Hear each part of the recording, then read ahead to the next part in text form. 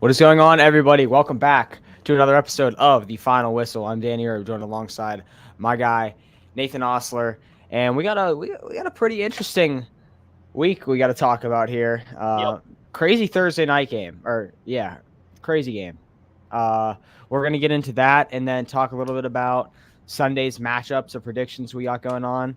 And then on Tuesday, we'll have the recap for that. So I think we got to start with the elephant in the room. Last night, the Buffalo Bills straight up dismantled the Miami Dolphins. I'll pull up the box score here, but it was a fun game to watch. I'm not going to lie. Like, besides watching, everything that transpired happen, it was a fun scoring game. James Cook went off. 3 touchdowns for James Cook, Buffalo's running back. Devon Achane looked like a stud as well. 22 carries for 96 yards. And he was also their leading receiver, which is crazy. He had 69 receiving yards and 96 rushing yards on 22 carries, 7 catches for Devon Achane. He's looking like a stud in Miami. This is looking like their clear-cut running back one. And, in a backfield where people were concerned with, Raheem Mostert and Devon Achane, who was going to get, the starting carries, who was going to be that running back one. I think it's clear now. I don't think it's a 1A and a 1B matchup. I think Devon Achane's your guy. I don't know if you want to touch on anything else in this game before we kind of get to the elephant in the room on what happened. So you see Nevin already commented. I think that's going to be what we're about to get to. But I think my takeaway from this, I didn't really get to watch much. I was at a contra last night, so I was watching like highlights and crap. But like you said, Devon Achane, very good. James Cook for the Bills, very good. I guess my takeaway from this game, of course, is I've said it before, I'm high on the Miami Dolphins this year. Yep. And after last night, I was proved wrong, I think, with my Bills take, thinking they're going to take a step back this year. The Buffalo Bills, I think, are silencing a lot of doubters with that performance last night. I think a lot of people had them as maybe second place in this division behind Miami. Some people still have them behind the Jets. I don't know why I did not have that. But the Buffalo Bills definitely proved me wrong already. I still had them being in the playoffs a little bit, like as a wild card, but they looked like a division champion last night. 31-10, dominant win. They were able to silence Tyreek Hill for only a 12-yard gain. He only had 1 catch, but 1 carry, that is rushing. And then receiving-wise, only had 3 and 6 targets. So they were able to take Tyreek Hill completely out of the equation. They just were not able to stall Devon Achane. That's about it. That's the only guy that kind of screwed with the Bills last night. But other than that, Buffalo looks way better than I thought they were going to be. They're making things work without having a star receiver in Stephon Diggs. Khalil Shakir, great game, 5 receptions on 5 targets. He's a sneaky, really good wide receiver they got down there, really talented guy. I think it was out of Florida. And I know a guy we're both high on, Keon Coleman. He didn't get any. He only had like 1 target, no catches. He did not have a great game. But other than that, like, people were able to step up in that Bills receiving group. Dalton Kincaid, Ty Johnson, and Khalil Shakir. All 3 of those guys stepped it up. So great game overall for the Bills. But I guess now we got to get to the Dolphins scenario. Tua. Yeah, so it was I believe it was a 3rd down or a 4th down run where Tua ran out of the pocket up the middle and collided with Damar Hamlin, which is a little ironic, but yeah, Tua obviously suffered a head injury and did the thing again where his hands kind of stiffened up and he hit but yeah, a scary injury for Tua Tagovailoa, and I know Nev just brought it up right here. Should Tua Tagovailoa retire? Should he call it quits? Is he cooked? Is his NFL career done? Can he stay healthy? I think there's a lot of questions to address, and I think they're fair points as well. I mean, the dude, this is his 4th concussion. We've learned now by looking at a lot of guys that CTE is it's a serious thing, and you can't play too lightly about it. And 4 concussions is a lot.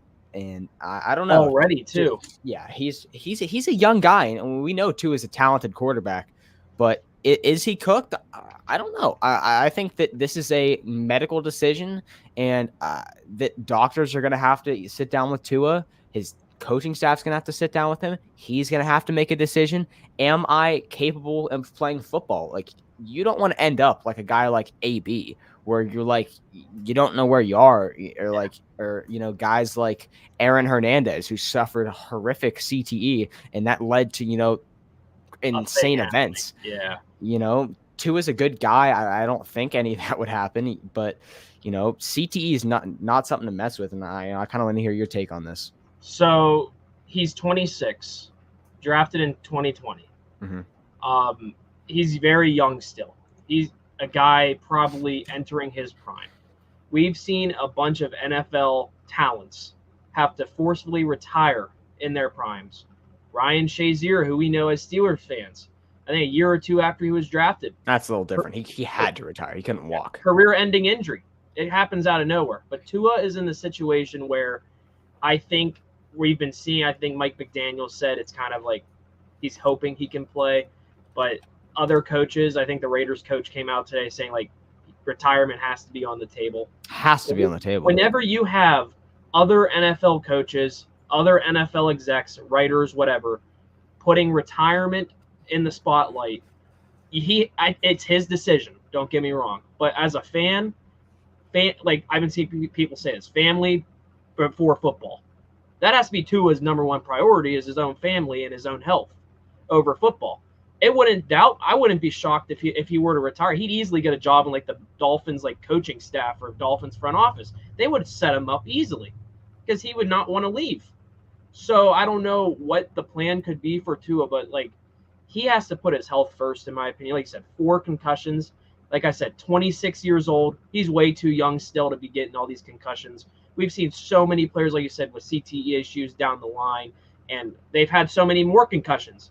I don't want Tua. It's like the yearly thing with Tua. He has a concussion now. I don't know if it's just the O-line thing. He should have slid last night, in my opinion, when I was watching the play. He just didn't. He just took a rough hit. And it's the serious thing about the sport of NFL football, Danny. It is the most serious sport with injury-wise, I think. Hockey, yes, you're getting hit a lot and you're fighting, punching people in the face. But the NFL, you're hitting people full force, sometimes face-to-face, helmet-to-helmet, which you shouldn't be doing. And most people are able to get, like, not able to get the neck down in time, and it's like screws with them. It screws them up. And Tua is in the situation where, like you said, concussion number 4. And when you have fans saying retirement has to be on the table, I was seeing that last night on my way home.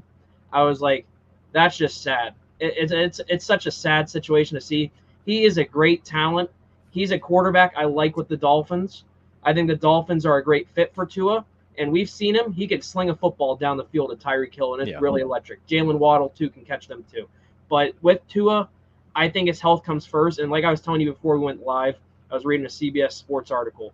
They said if it is a serious concussion and say he still wants to play, it's at least 8 to 12 weeks. And he's on the concussion protocol already.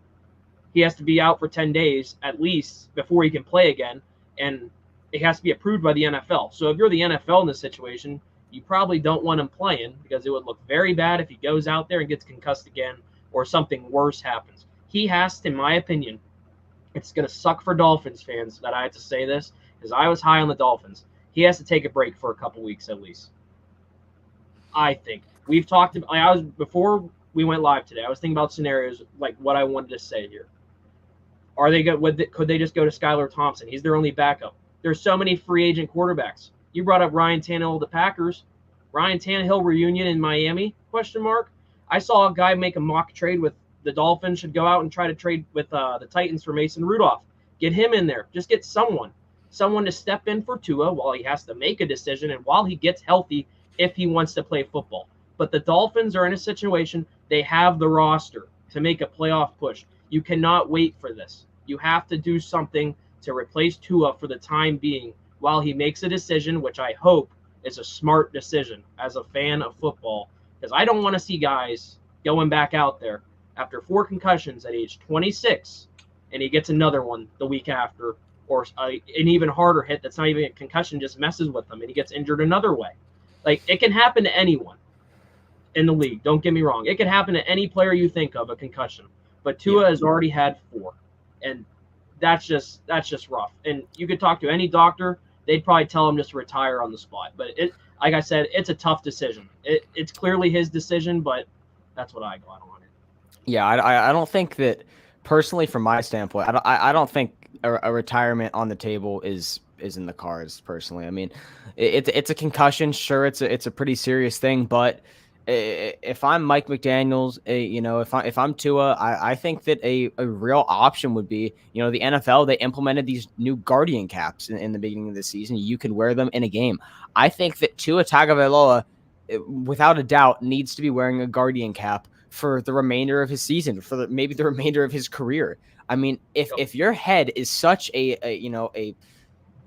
such a sensitive area for Tua, throw a guardian cap on, bro. Like, you are the face of the franchise. You're QB1.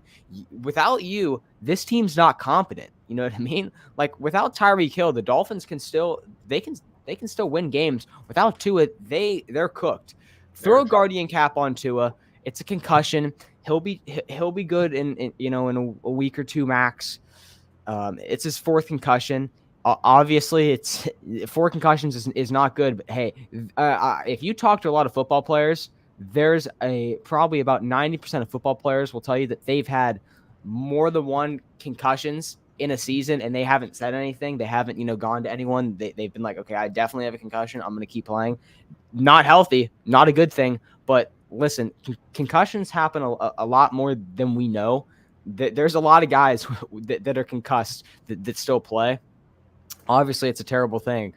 Throw a guardian cap onto it, please, for the love of God. You don't want to see anything horrible happen to the dude. He's a good quarterback. He's a top 10 quarterback. He led the league in passing yards last year. The dude's a baller. I don't want to see his career end at the age of 26. That would suck. Please, Mike McDaniels, throw a guardian cap on Tua's dome, please, because we can't have this again. We can't have this every year. It's a bad look for your organization. It's a bad look for you. It's a bad look for the NFL. And it's a bad look for football fans in general who, when people are posting about this to non-football fans, it's just a straight up bad look. People are going to think that everyone in the NFL is just going to, turn out with Jello brain. No, like, we can prevent this, and we've added so much steps in the NFL to be able to prevent concussions, to be able to prevent this stuff from happening. The guardian cap was a huge thing this year. You see a lot of players wearing it. Jonathan Taylor wore it throughout the whole preseason. Like, I think he's got to. And I think a lot of quarterbacks looking forward should, because, you are the most important part of an offense. Something that you can prevent, you should be doing. Sure, it looks stupid. Your drip is going to go down. There goes your aura. But guess what? You might be able to play another 3 years. Like Tua's career expectancy is just going downhill because of these concussions. I don't know. That's my take. I think a guardian cap straight up has to be in the works. It's got to be talked about, and it's a serious option. It's a serious option. Yeah, I like the whole guardian cap take. They implemented that this year. I think James Daniels on the Steelers are like the only Steeler I've been seeing watch it like that. When I'm watching it, have like that on the starting lineup. But other than that, like, players might think it looks stupid, but a player, if they're smart enough, has to realize their health, especially Tua in this situation, has to come first. Like I said, I'm going to keep saying, he's only 26 and he's already had 4 major concussions. And that one last night, watching the highlights, did not look good. It did not look good the way his head hit off the turf and stuff. And he needs to be serious with this. And if the Dolphins are going to be a serious organization, they at least cannot play him next week. They need to take their time with this guy. Because, like you said, this guy needs to be their franchise QB. He's the guy they like. He's the guy I like on the Dolphins to throw to Tyreek, to be trusted enough to throw a deep ball to Tyreek Reed. And you just need to treat him like like a delicacy. Like he's a piece of fine china, like a glass plate in your kitchen. You don't want to break it. You want to keep that as forever intact as possible. You cannot let Tua get concussed again or even more, and he has to make the hard decision where he's like, doctors have told me enough is enough, and we just can't do it. Give me a coaching job. The Dolphins don't want that to happen because they want him to be their franchise QB. And he clearly seems like he could be the franchise QB. I think he can be the franchise QB. But like I've been saying, his health has to come first in this situation. Yeah. I think the Dolphins could be in a situation where they're just like, if he wants to play and if he is past the protocol, I think the Dolphins still sit him a couple weeks. They have to be smart. Like you said, people watching outside of the NFL world, Danny, are going to look at this if they're not football fans, and it's going to look like a very, very bad look. I like your guardian caps, what you said about that. He needs to have that at least. Yes, it looks stupid, but health first. I think if Tua's just slid in, still hit his head off Damar Hamlin's chest, and fell back and had a concussion, I think we'd be talking about this a little less, because the fact that his hands stiffened up and he did that again, which is just it's a scary look, honestly. But after that, he was able to get up and he was walking to the locker room, and you can tell he was like, "Good, come on," he was like he felt fine. Like after you have concussions, you feel fine. Like that's what I'm saying. Like you look in not like from 2015 back. You know how many guys, dude? Ben Roethlisberger probably played every single game with a concussion, but that's just the precautions nowadays. I think Tua was just more of like, not again. Like I have to go through this again. I have to go through the media again. Everyone telling me I should retire. I think that was a big thing, with Tua's demeanor when he was walking back to the locker room and he was like, dude, come on, like, oh. And I feel bad for the dude because these athletes they don't have blinders on. Like they have Instagram, they see the memes, they read the comments. They can tell you they don't understand. I promise you that Tua knows about like the memes that are going on Twitter about him, like and all this stuff. And I feel bad for Tua, but I don't think it's time to call it a career. I just don't. There's been guys who have had 10 times the concussions and are fine. Now, the scary part about his concussions are the fact that when he does hit his head, he falls back and his arms stiffen up, and like you don't see that ever in the NFL on concussions. You never see, and for that to happen to a guy 2 times. And so in all 3 of his concussions, or 4 of his concussions, 2 of the times his arms stiffened up. The one time he got up and he started walking and he fell over and he got up again. He looked like a zombie, and then they had to hold him up. His offensive lineman held him up. I'm sure we can, on Instagram, we'll probably play the clip now, but they had to hold him up like this. And then,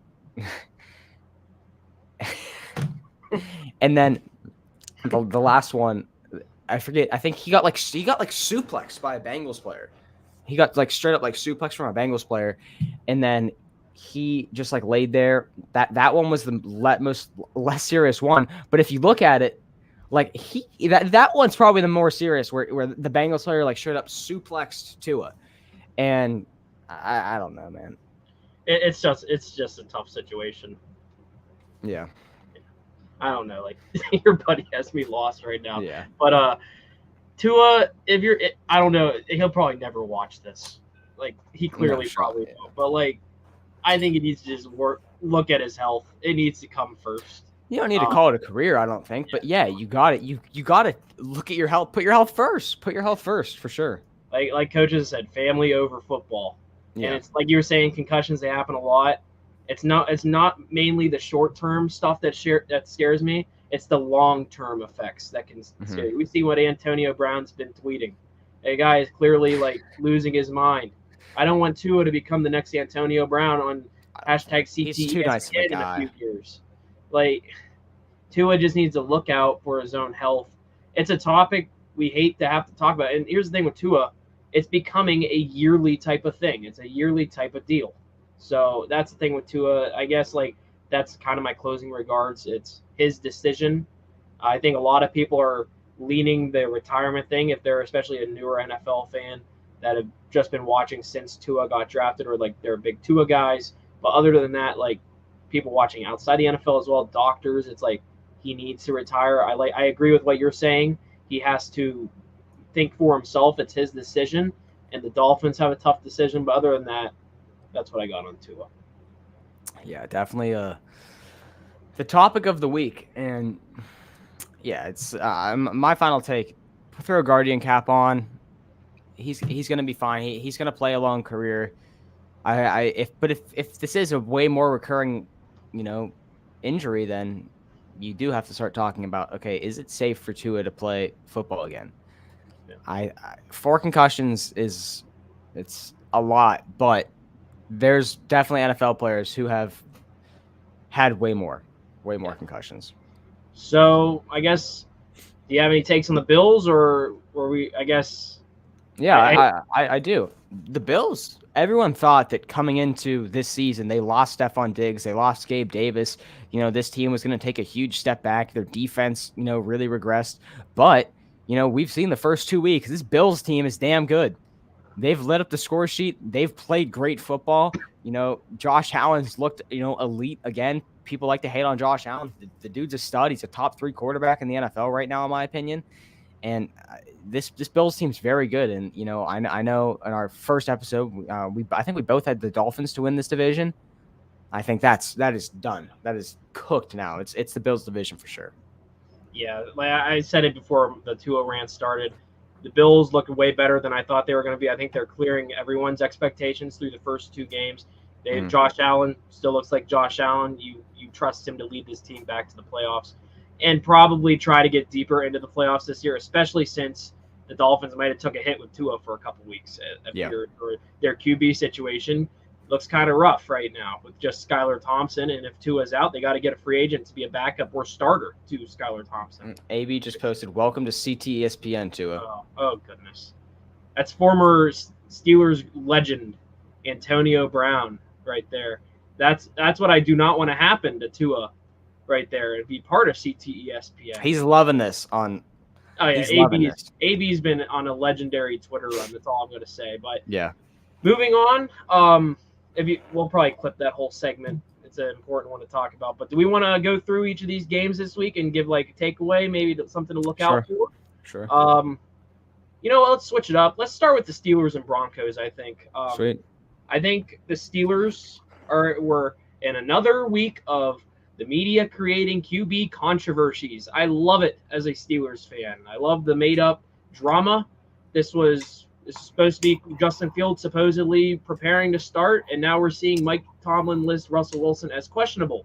So many people think Russell Wilson could still be the starter in this Broncos revenge game that a lot of people thought could have been the first game of the season, and it could have been that opening game of the season, Broncos and Steelers, on like a primetime slot because of the Russell Wilson storyline. If the Steelers go into Denver to face the Broncos and Russell Wilson is cleared and not questionable, I do not think they start him still. I think they give him another week to practice because he's been very limited in practice. And that is clearly the storyline this week for Steelers fans and Steelers media and the national media scene. It's still Justin Fields versus Russell Wilson, the controversy that doesn't need to exist, but for some reason has to exist in the Pittsburgh sports media, like you and I have talked about so many times before. Justin Fields probably is your starter this week against Bo Nix. I don't see maybe like 25% chance Russell Wilson could do it and become the starter and like do something and want to play against the team that just gave up on him and basically paid the Steelers to take him off your hands. But I think the Steelers need to start Justin Fields this week to try to get him clicking more on the offense, try to get into the end zone finally, because the Steelers need to get that first touchdown out of the way. They need to. They always struggle to find that first touchdown for some forsaken reason. Every year they always struggle to be the one team to find the end zone. The Steelers need to get that offense going. They cannot rely on the defense every week. As much as that team is molded on defense first, if the defense stinks one week, it's over because the offense just gets field goals or maybe one touchdown a game. We need to see something different, and that's why I think Justin Fields needs to be the guy this week. As for the Broncos, Bo Nix has to have a way better game. I guess we'll get into the Broncos very quickly, but I'll let you go give your spiel here. Russell Wilson not starting. Justin Fields going to start. I would love to see Russell Wilson start against the Broncos. I love a good revenge game. It would have been a fire storyline. But Justin Fields is gonna get the nod this week again. Listen, if Justin Fields comes out and he balls, you've got a question. Do you go back and do you start Russell Wilson when your team is 2-0 and the ball's rolling a little bit? Now, I don't know. They're both on 1-year contracts. One guy's younger, one guy's older. One guy's probably not gonna stick around a little bit longer.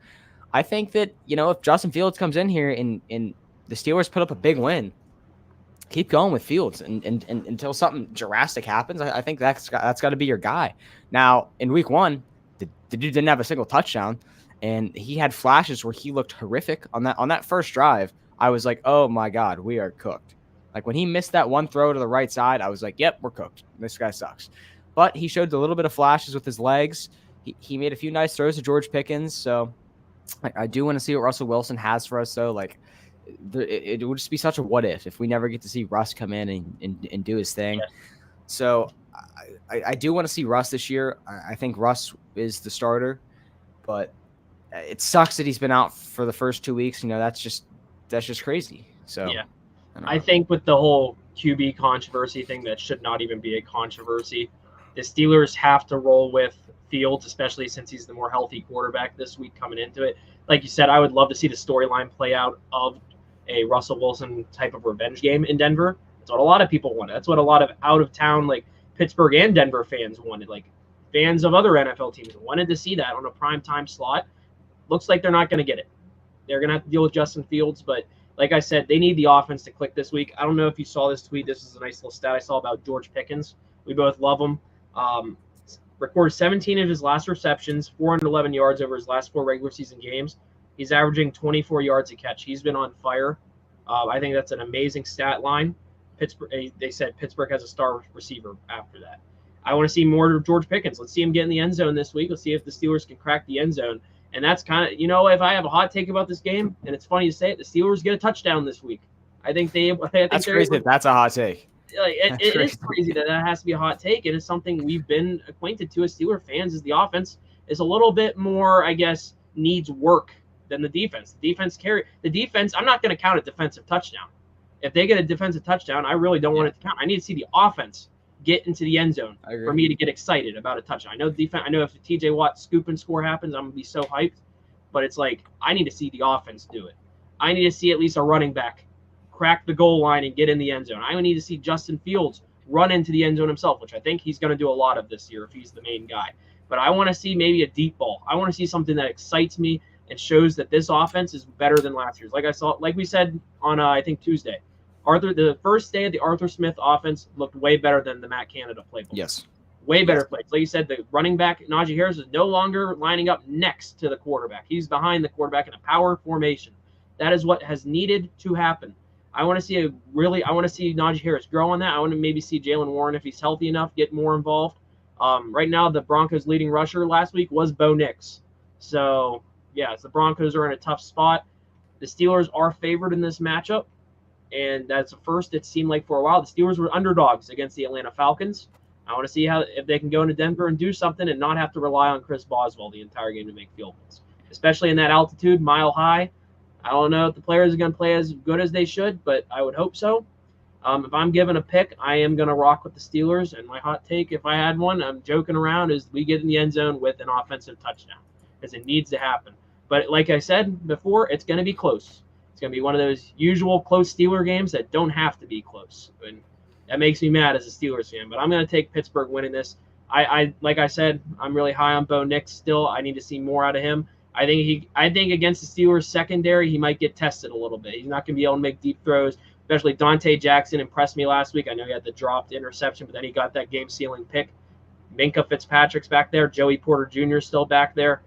He's going to be tested all day by TJ Watt as well, and Alex Highsmith coming off the other side of the edge. So Bo Nix might be a little bit in for a treat this week against the Steelers defense, and I'm going to go Steelers for that reason. Yeah, I'm going to roll with Pittsburgh here as well.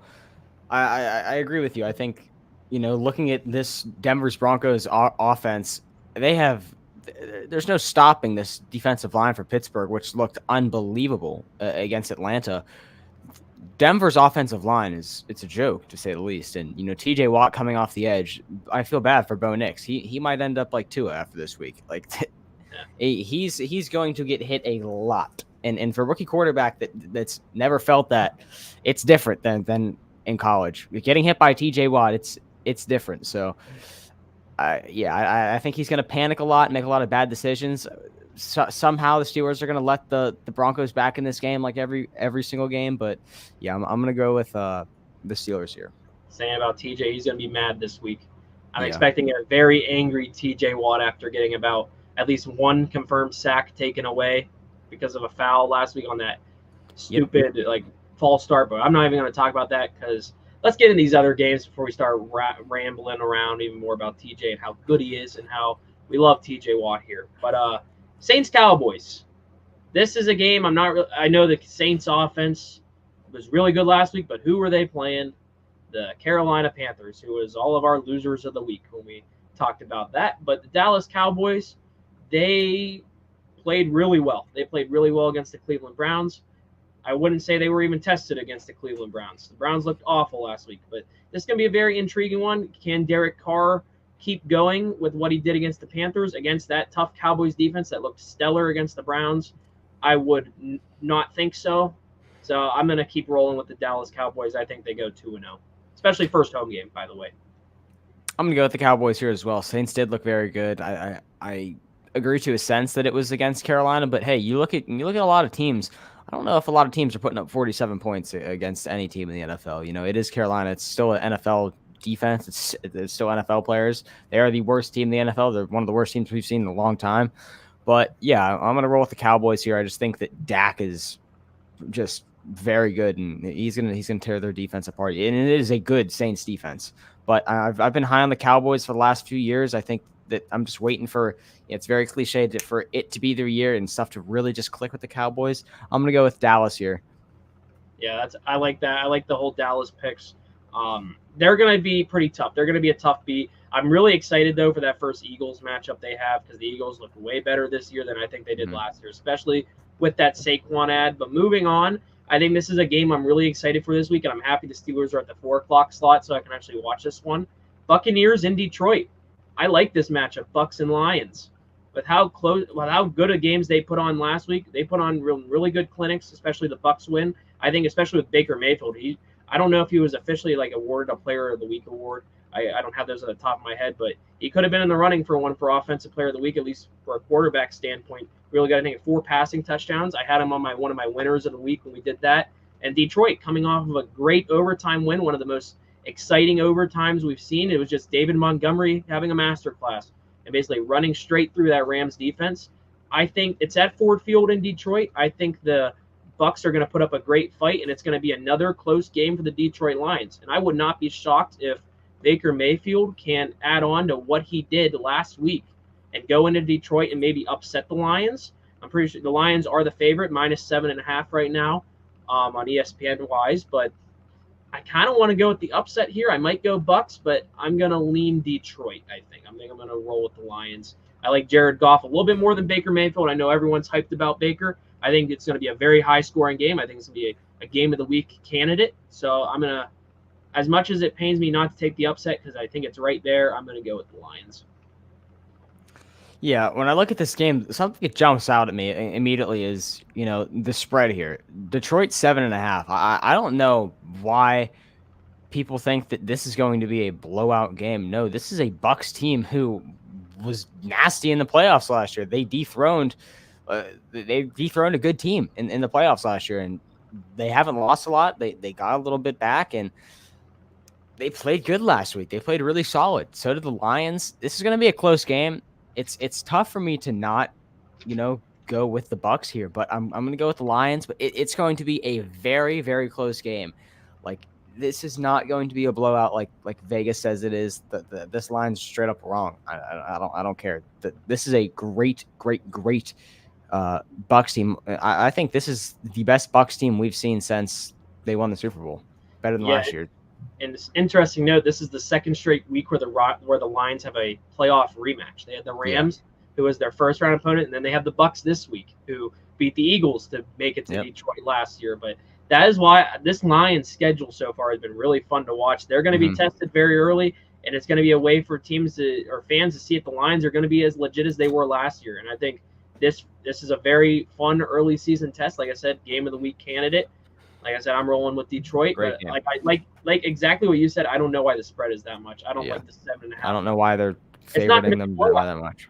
This could be like a 3-point affair or by 1. Yeah. The Bucs are good. Baker Mayfield's a pretty solid QB. People are falling in love with Baker Mayfield. A lot of people are enjoying the Baker Mayfield hype as long as it's going to last, and I think he's a very fun QB to watch. I would be really happy if he could do what he did last week again. Make it interesting. Get some respect on that Bucs name. Maybe prove some of these people wrong. That's all I'm going to say more about this. Lions win it, but Bucs make it really, really close. Colts Packers. We've seen the last 2 weeks. I'm a AR Glazer. Colts all day. Listen, the Packers. Malik Willis is bad. He's very bad. I don't think he has a touchdown pass in his NFL career yet. I might be mistaken, but I'm pretty sure that's true. Yeah, it's tough for me to not roll Colts here. Packers are just they lost their best guy. They lost their guy. So I'm gonna roll with the Colts. I think this is an easy pick. It's just kind of self-explanatory. Colts are only favored by 3 here, which is weird to me. Usually Vegas knows some stuff, but yeah, Colts all day. How are they only favored by 3 when the Bucks are a 7.5 point like underdog? I have no clue. The Packers doesn't make any sense. We know the Packers. Knowing the Packers magic that they have, they could do something crazy and shock people, but it's not going to happen against your guy Anthony Richardson and the Colts. It's at Lambeau Field. It's their home opener. Yes, they had to play in Brazil last week, but the Packers, I think, struggle today. Oh, not today. I was thinking it was last week, but they're going to struggle on Sunday, I think, first week without Jordan Love. Colts win it. I think it's really comfortable. So that's it for that one. I guess moving on. Call me crazy. I think this is going to be one of my upset of the week watched. Titans and Jets. I didn't really like what I saw from the Jets this past Monday night. The Titans played a close game against the Bears, and they lost it based off a stupid throw by Will Levis. He did not look that good. I don't really like the Jets' defense as much as a lot of people like. I think this is going to be closer than what it seems. -3.5 favorite are the New York Jets. I'll throw it over to you before I finish my thoughts. Jets Titans. This is going to be a blowout. The Jets are looking to get their lick back, and they're only favored by 3 here. Again, I think that's crazy. The Jets lost to their first game. They're not happy about that because this is supposed to be a Jets team that is a Super Bowl contender, and they're 0-1. They got to make a statement against a bad Titans team, against a team that should be 1-0. The Titans should have won last week against the Bears. Will Levis made one of the worst interceptions I've ever seen. He sucks. This dude sucks. He's eating too much mayonnaise. He has no talent. He's horrible. Get him out of the league. I would take Kenny Pickett over Will Levis easily. Kenny Pickett's a better quarterback than Will Levis. Debate a wall. But I'm going with the Jets here. They're just a way better team. Garrett Wilson and Aaron Rodgers is going to be a very good connection with Breece Hall as well as a crutch. Give me the Jets here by at least 10. By at least 10. I'm going to roll with the upset. I think we saw the Bengals get upset last week against the New England Patriots. Anything's possible. Like, just looking at this and how I saw the Jets against – I know they're playing the 49ers and that great defense. But other than that, like, I think the Titans could do something at home. They're the home team here. They're playing in Nashville at Nissan Stadium. And I think it would be a great storyline, too. Like, you know me. I'm an avid New York everything football hater, the Giants and the Jets. Sure. I'm not really as high on the Jets as a lot of people are, and I could see the storylines now as if they'd lose this game. The coaching staff is already on the hot seat. There's already been questions about that head coach they have there. I think it's Robert Saleh. I think that's how you pronounce the name. Yeah. Other than that, like, he's already kind of on that, like, is he the right guy to be the head coach? If the Jets lose this game, it's based off of head coaching issues. I think it's like mishapped plays. I think it's like stupid stuff happening. And that's what I know watching the Jets can happen. Stupid stuff.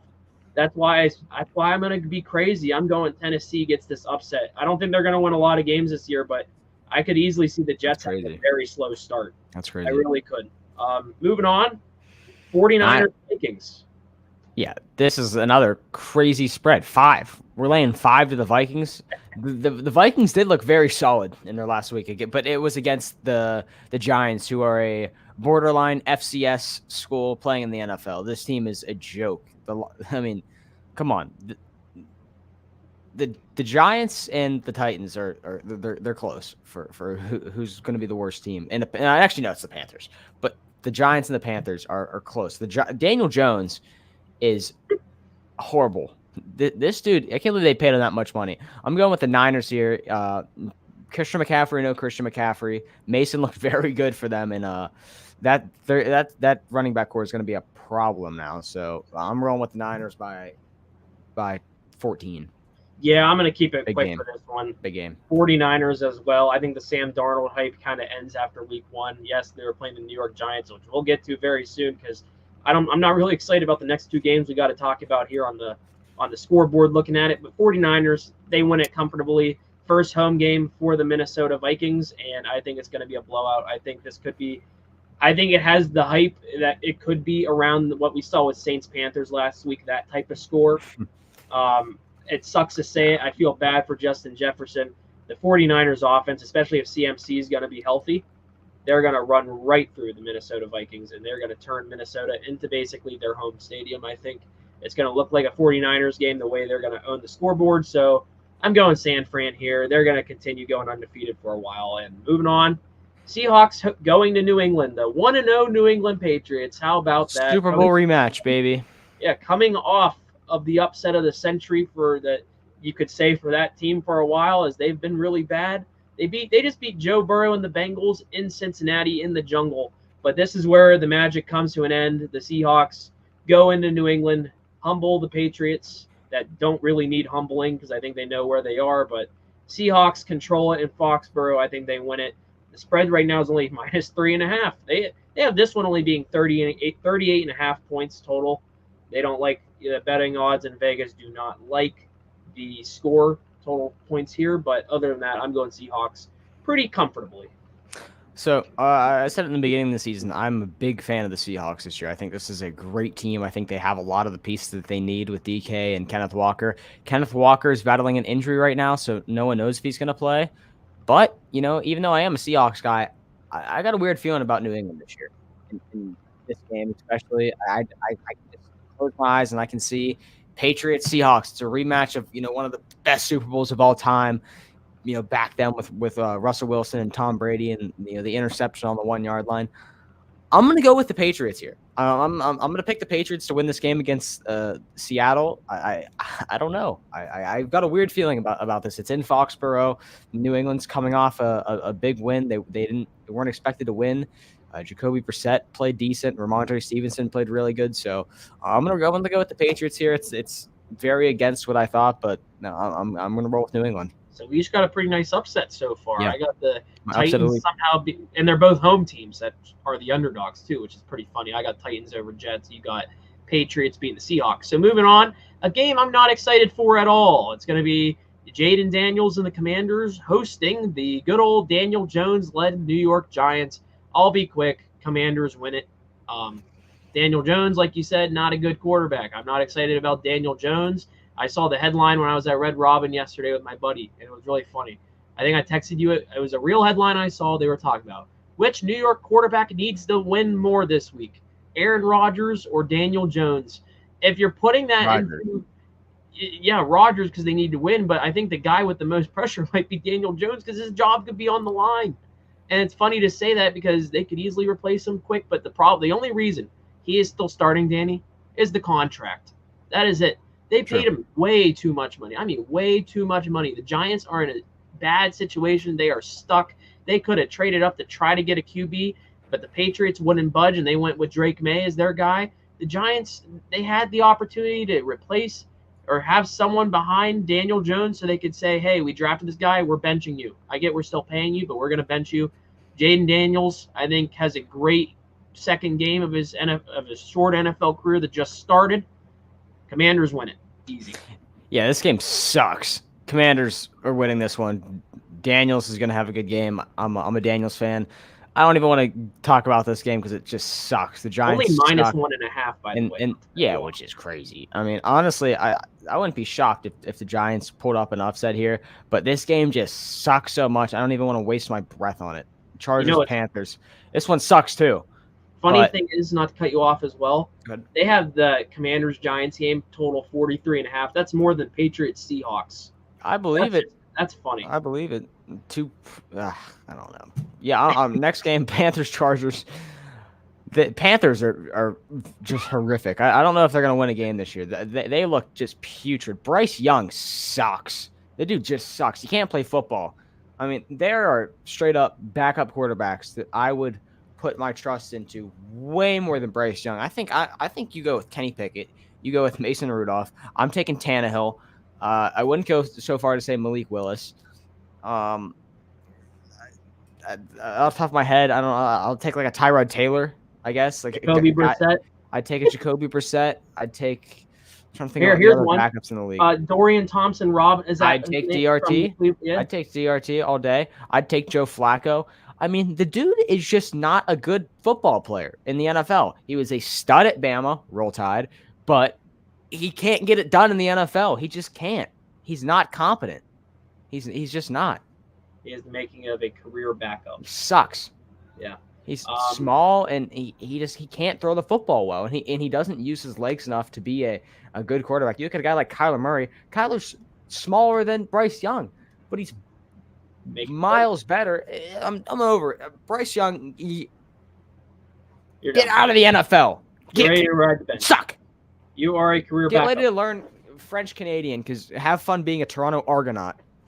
You bum. Then play for Saskatchewan. Yeah. Up there north. Yeah, Chargers all day. Yeah, I was saying. So I'm guessing you're taking Chargers here. Sure. I'm gonna as well take the Chargers easily. I have nothing else really to add. I guess a guy that needs more respect, like I'm really high on, is Joe Alt. Get ready to watch some O-line highlights. That's gonna be really fun to watch. He's gonna protect Justin Herbert a lot in his Chargers career.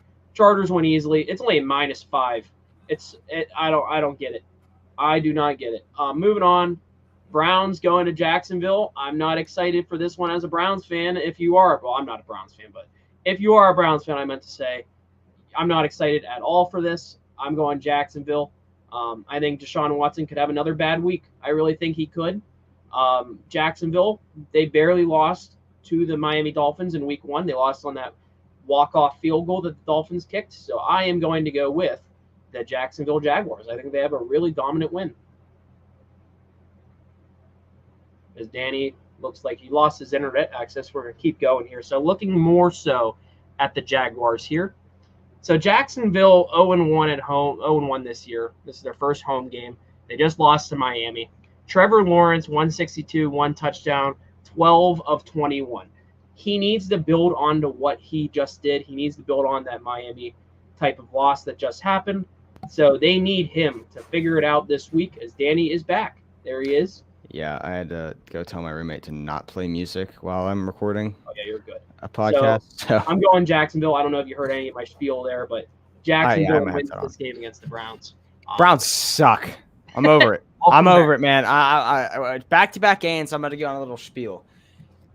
What are we doing with Deshaun Watson? This dude sucks.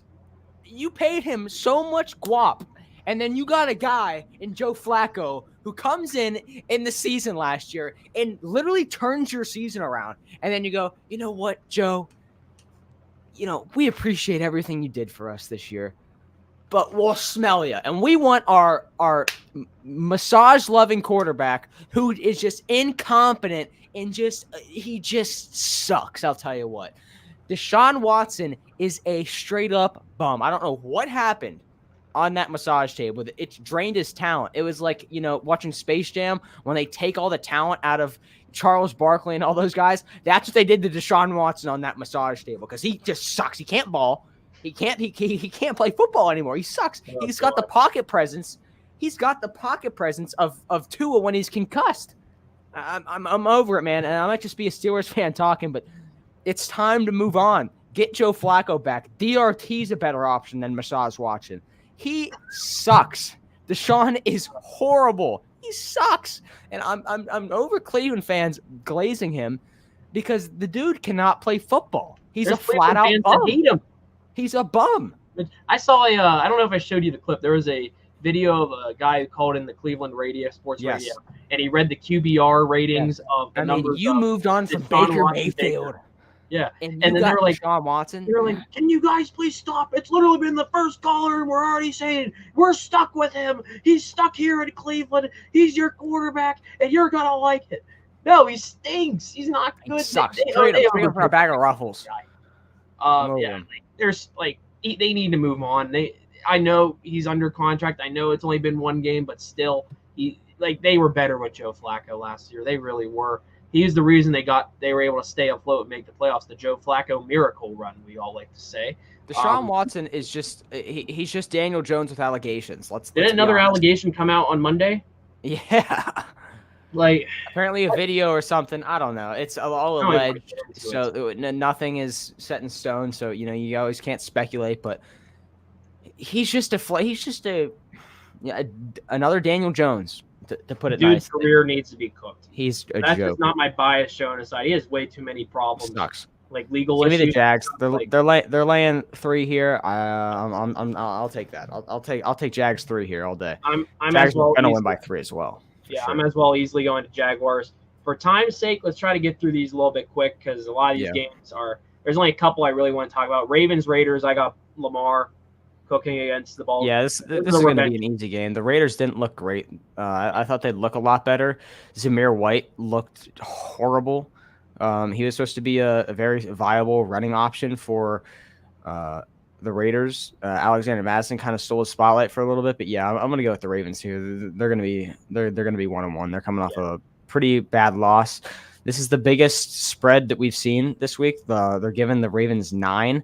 I don't hate that. I think the Ravens are going to come out. It's going to be a statement win, so I'll take the Ravens and I'll take their points as well. Yeah, I like that Ravens pick. Before we move on, I would be really shocked if Max Crosby is even able to get pressure on Lamar because Lamar is quick. I think Lamar's just going to run the other direction. So moving on, Rams, Cardinals. They got the Cardinals as the favorite here. The Rams lost Puka Nacua. He's going to be out for a little bit. I mean, Matthew Stafford's still Matthew Stafford. He still has Cooper Kupp. They got the Cardinals -1, total 47.5. I'm going to take the Rams. I think it's funny that they're the underdog here. We both think the Cardinals are going to be better than what people think they are. I think they are going to be better, but I don't know if that defense. They're favored. Yeah, I don't think the Cardinals defense though is going to be able to stop Cooper Kupp. He's going to get that football a lot on Sunday. So I'm going Rams here. Close game, but Rams win it. Call me insane here, but I think that the Rams losing Puka Nacua doesn't hurt them as much as you think. You know, whenever they don't have Puka, whenever they don't have Puka, they feed Cooper Kupp. What happened the last time they had a season where they straight up fed Cooper Kupp? They won a damn Super Bowl. Yep. So I honestly think that it doesn't hurt them at all. I think that Stafford's just going to go back to force feeding Cooper Kupp like a horse. And he's going to rely on him very heavily. I'm gonna go with the Rams here. Okay, Bengals Chiefs. This is one of those big playoff rematches we see almost every year. Give me the Chiefs. The Bengals, I think, will play a lot better than they did against Patriots. They're going to wake up a bit. I know T. Higgins is questionable. He's still doing that little contract situation, so they're not going to have T. Higgins this week. That's going to be huge. The Chiefs, I think they run all over the Cincinnati Bengals through the air, especially. Burrow, still a very good QB. He's still a top QB in the league, but Patrick Mahomes is Patrick Mahomes. They still have Travis Kelce. I think he has a better week. I'm excited to see, though, if Xavier Worthy can replicate what he did in week 1. So there's still some people that doubt Xavier Worthy in his skills. I don't. I think he's going to be pretty good in the NFL. He has that key thing that the Chiefs love to find, speedy wide receivers. They did it with Tyreek Hill, and they have their next, I guess, what I would say, Tyreek Hill and Xavier Worthy. I'm excited to see how he gets used this week. But I think it's going to be a close one, like the Chiefs had a close one last time around with Baltimore. But Cincinnati, I will say, plays better, but the Chiefs win it. Yeah, I'm going to put my bias completely aside here. This is going to be a way closer game than people think. Joe Burrow just straight up tends to play better football when he's playing in Arrowhead, when he's playing against Patrick Mahomes. He's got a little bit of a chip on his shoulder, and from last week. And this is a Bengals team who's hungry. They want to get a win, and I still don't think I'm going to take the Bengals, but this is a pick 'em for me. And the Bengals they're giving the Chiefs 7 points here. I think that's kind of crazy. Let's remember that these are two Super Bowl contenders every year. These are teams that have matched up in the playoffs a few years. So I'm going to go with the Chiefs here, but do not be shocked if the Bengals win this game. Don't be shocked if the Bengals blow out the Chiefs this game. Don't be shocked if the Chiefs blow out the Bengals. This is just how these two these are rivals. These teams, I think that the Bengals at this point in the season and where they're at as a franchise, they would consider the Chiefs their biggest rivals. And I think the Chiefs would consider the Bengals their biggest rivals. They're obviously not division rivals, but the Steelers, we don't care about the Bengals. It's Steelers Ravens, it's Ravens Steelers, it's Browns Steelers. No one's cared about the Bengals. So now that they have a rival, this is a rivalry game, and this is going to be a fun game to watch. I'm still going to go with Kansas City here, though. Yeah, I think this has the makings of the classic 4:25 p.m. CBS slot. that it becomes like a game of the year type of thing. Yeah. There's always at least one good 4 o'clock game at that hour, and it's usually on CBS, and it's usually involving the Chiefs and Bengals at least once a year. So this is a matchup that the Bengals need to win. I think they cannot start 0-2. The Bengals do not want to start 0-2. We saw them have a slow start last year, I think it was, but then they ended up, I think, 9-8 or 8-9. They did not make the playoffs, but I still got the Chiefs winning this one. Now this is an interesting one. Bears Texans. Does Caleb Williams have a better game? But I still think I think he can, but I think the Texans win it. I think it's pretty comfortable the way the Bears offense looked last week.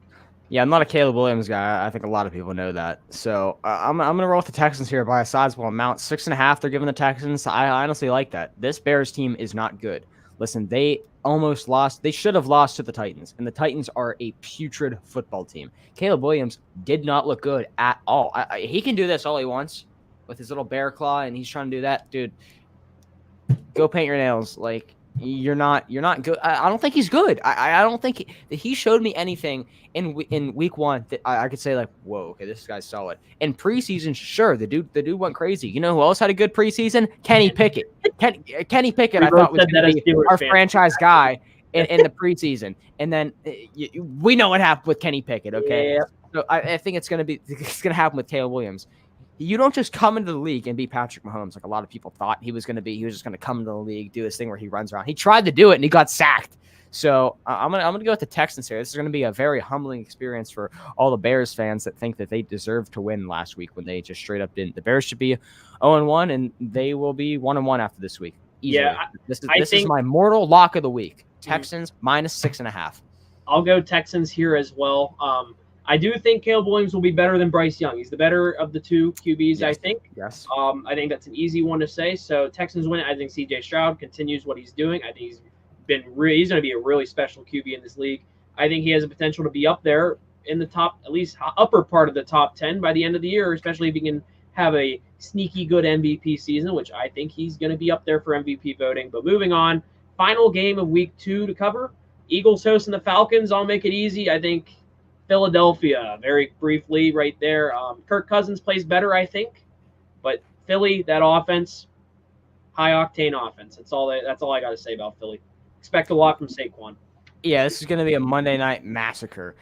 I like that. I'm not a fan of this Falcons team. I think that the Eagles are going to go in, and they are going to humble the Falcons yet again. And then we are going to have the talk of, is Kirk Cousins done? Does he need to retire? It's going to be this whole thing in the media. Was this a bad call? Is it time for them to move on from Kirk Cousins already? Is he washed?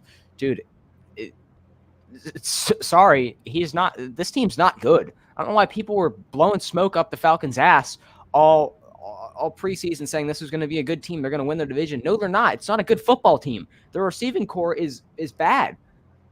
Kyle Pitts is not a good tight end. He's not. Their defense is above average. It's not good. It's not good at all, but it's above average. They've got a good secondary. Their quarterback is, I'd say Kirk's above average. He definitely regressed from his Achilles injury. Bijan Robinson's your best player, and he's in his second year. This is not going to be a close game, I don't think. I really I think the Eagles are going to come into here. Saquon's going to run all over the Falcons, and then they're going to air it out to A.J. Brown, Devonta Smith. This is going to be a good game if you're an Eagles fan. First home game for the Eagles. Yeah, first home game for the Eagles as well. And before we end this, I want to give a little two little shout-outs. I don't know if you want to do one as well. My player to watch out for, I'll do that first before I go to you because I have something else that's going to be funny at the end. Player to watch out for this week, you brought him up. I'm going to give my player to watch out for. If you have him on fantasy, make sure you're starting him. Cooper Kupp. Puka Nacua is out. Expect a lot of targets for Cooper Kupp. We saw it last week.